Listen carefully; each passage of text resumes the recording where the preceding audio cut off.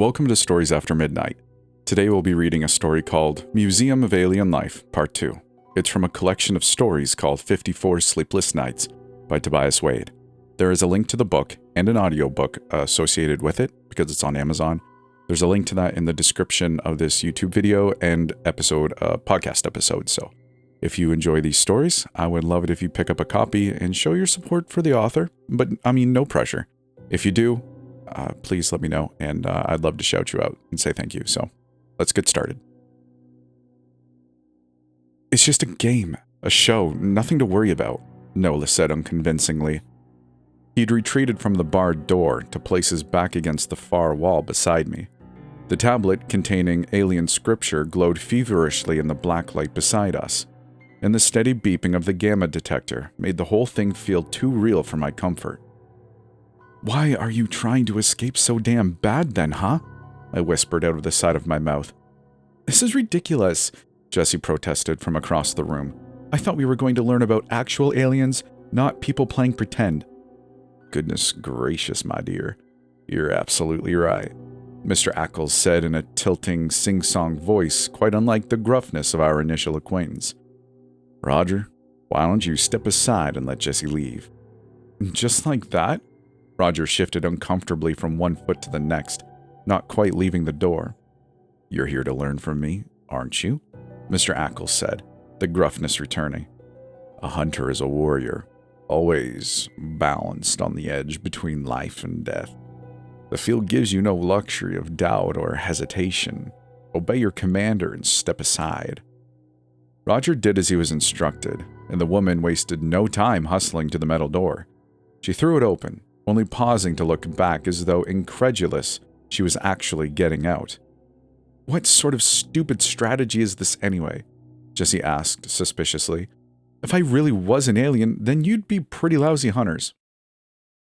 "When detecting an alien in a group of people," Mr. Ackles lectured, "your first step must be to separate the people one at a time.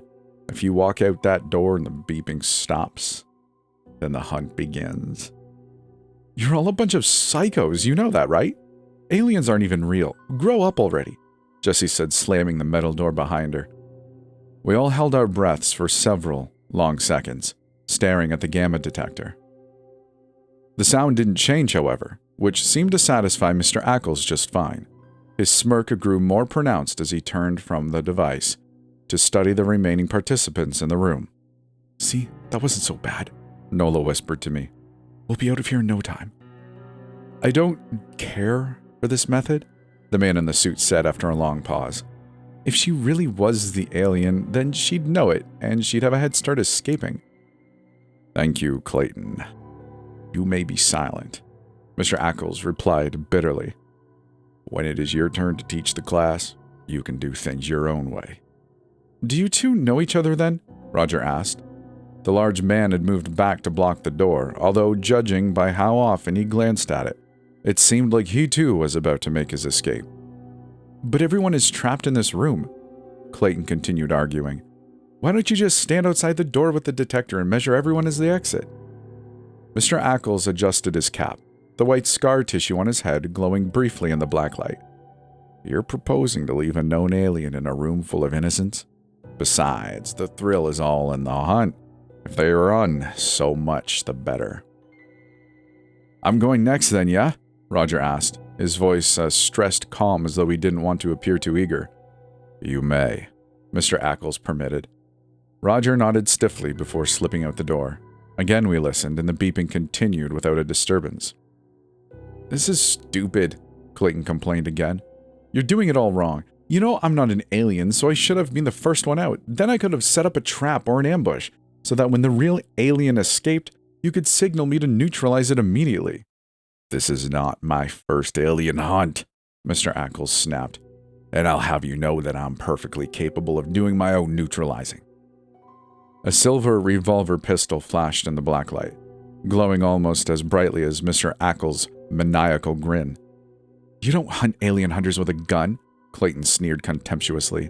"If I were you, out this instant," Mr. Ackles howled, leveling the gun directly at Clayton, who hurried to obey. "And I expect a full apology when I've shot the thing dead." The metal door slammed shut, and it was just Nola, myself, and Mr. Ackles left in the room. "Okay, Dad, that's enough," Nola hissed. "You need to step aside and get some fresh air. You're going too far with this game." "Game?" Mr. Ackles growled. "This is a game to you, boy." "You never told me he was your dad," I blurted angrily. "I just wanted to drum up some business for his museum. I didn't think he'd bring a gun," Nola whined. "Come on, Dad, you know neither of us are aliens. Your gadget is probably just busted, so why don't you calm down and—" "I know you're not an alien, Nola," Mr. Ackles said slowly. "You may go." "But neither is—" "I said you may go," he shrieked. "Sorry, dude. See you at school, I hope." Nola dashed for the door. I tried to follow him, but a line of silver light marked the revolver pointed directly at me, freezing me in place. I thought for sure Nola was going to stop and wait for me, but the metal door slammed shut, and suddenly there was just the two of us left. Beep, beep, beep, beep, without cessation. Mr. Ackles turned his back on me as he strode to the door himself. "You must not really think I'm an alien," I exclaimed suddenly, "or you never would have turned your back on me. So this really was all just a show, wasn't it? Wasn't it, Mr. Ackles?" "I know you're human," he replied, his speech slurring into a sing-song voice again. "So you'll let me go? After all that trouble to get you alone." The flash of silver, but it wasn't the gun. It was the lock sliding into place in the metal door, barring any of the others from coming back in. Another flash, and this time his teeth, the grin stretching even wider than it had before. Too wide with too many teeth for a human mouth to ever contain. He then pushed a button on the gamma detector, carefully setting the machine down on a glass case as the beeping finally fell silent. "You can try to run, if you want," he said gently. "I wasn't lying when I said I enjoyed the hunt." Mr. Ackles was still holding the revolver loosely in one hand, though, and I was too frozen with fear to make a move. He seemed to understand this, because he set down the revolver next to the gamma detector and stepped away from it. "Go on now. I'll even give you a head start if you want." Mr. Ackles removed his hat and began to scratch at his scars. It took a few tries before his fingernails seemed to latch into one of them, and then he began to peel the skin back from his head. I watched in horrified fascination, as thin brown appendages seemed to reach up out of his head, squirming along with his human hands to peel the skin further back. They reminded me of all those little arms along the side of the spacesuit. The activity seemed to be taking his full attention, though, and it occurred to me that this might be my last chance to escape. Maybe I could have run for it then, and we would have laughed at my terror, and maybe Nola and the others would be outside and we'd all be laughing together at the joke he'd pulled.